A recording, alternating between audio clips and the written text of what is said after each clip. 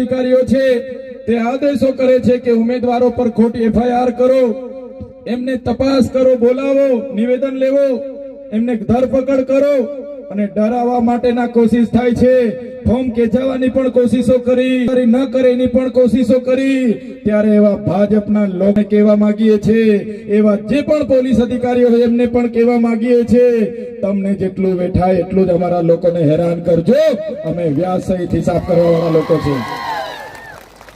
અમે કોઈના બાપથી ડરવા વાળા લોકો નથી. ગુજરાતના નાયબ મુખ્યમંત્રી હર્ષ સંઘવીને કહેવા માંગુ છું, તમારામાં પાણી હોય, તમારામાં તાકાત હોય તો તમારા IPS અધિકારીઓને કહી દો કે વર્દી ઉતારીને રાજીનામા મૂકીને આ ચૂંટણીમાં આવી જાય, ભાજપનો ખેસ પહેરીને આવી જાય. અમે ખબર પાડી દઈશું કેટલા વિહે થાય તે, કોની સાથે પાલો પડ્યો છે ખબર પાડી દઈશું. એટલે અમે કોઈની જેલો બેલોથી, કોઈની FIR થી, ખોટી ફરિયાદોથી ડરવા વાળા લોકો નથી.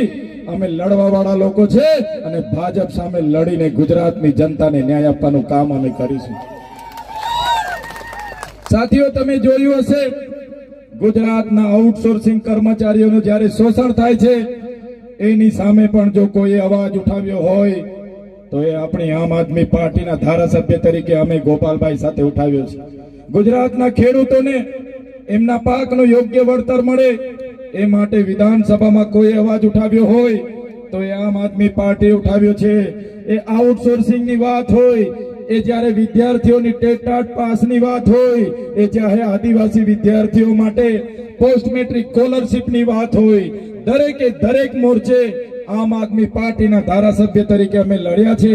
ત્યારે પણ અમે લડ્યા હતા, આજે પણ અમે લડીએ છીએ, ભવિષ્યમાં પણ લડીશું.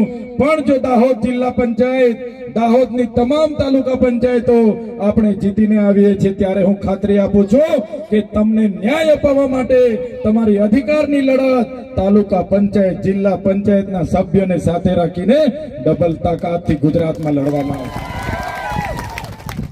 આ વિસ્તારમાં આઝાદીના 78 વર્ષ થઈ ગયા. નર્મદાનું પાણી કચ્છ સુધી લઈ જાય છે એનો અમને વાંધો નથી, પણ અમારા દાહોદના ખેડૂતોને આજ દિન સુધી આપવામાં નથી આવતું. આજે પણ દાહોદની શાળામાં શિક્ષકોની ઘટ છે, અમારા બાળકોને શિક્ષણ આપવામાં નથી આવતું. અમારી અનુસૂચિ 5 સંવિધાનમાં લાગુ હોવા છતાં આજ દિન સુધી એની અમલવારી નથી થઈ. અમારા પૈસા 1996 ની અમલવારી નથી થઈ, જેનું અમને દુઃખ છે. ત્યારે આમ આદમી પાર્ટી એ તમને સ્પષ્ટ કરે છે કે આવનારા દિવસોમાં તાલુકા, જિલ્લા પંચાયતો અને આવનારી 2027માં જો આમ